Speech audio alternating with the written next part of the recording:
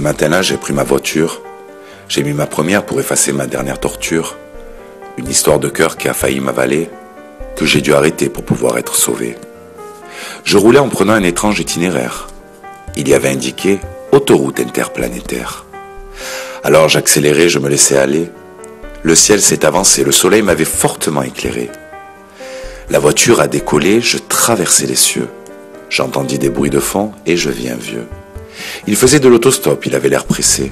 Son visage était sérieux et son regard inquiet. Il avait un panneau indiquant « Destination Zelda ». Je me disais « Mais où je suis? Qu'est-ce que je fous là ?» Ma caisse continuait à rouler dans le vide sur les nuées. Je me sentais télétransporté.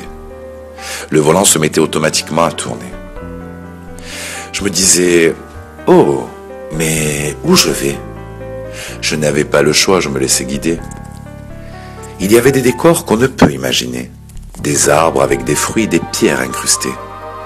Une dizaine de soleils formaient une alignée, de couleurs bleu, rouge, vert et violet. Une atmosphère de détente, un bien-être absolu. Je voyais toute une foule avec mes chairs disparues. Plus aucun bruit, la machine s'arrêta. Dans mon esprit, une voix en écho me caressa. Mais c'est une erreur, c'est pas toi qui dois être là. Je baissai la tête et vis un géant miroir dessous moi.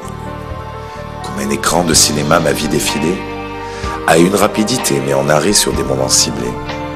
L'image s'est figée. Sur ma dernière relation qui m'avait tourmenté.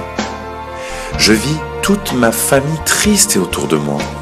Ils me manquaient très fort, je voulais les prendre dans mes bras. Un homme vêtu de blanc me jeta de la poudre aux yeux. Je me retrouve devant la rue de chez moi avec un temps pluvieux. « Monsieur, vous allez bien ?» s'exclama un vieux. « Vous vous êtes endormi et j'ai pris votre pouls et ça va mieux. Je suis retraité, je m'appelle Docteur Zelda.